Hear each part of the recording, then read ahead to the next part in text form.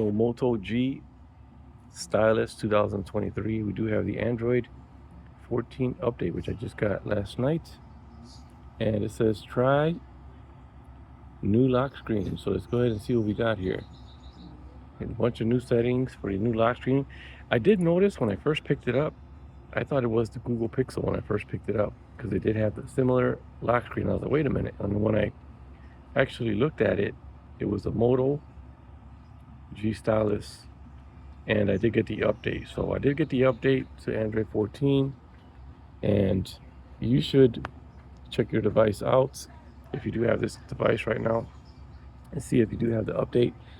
We got notification styles here. We got bubbles, chip, and list. And we also got the wake for notification toggle, the privacy. You can show contents, whatever you want.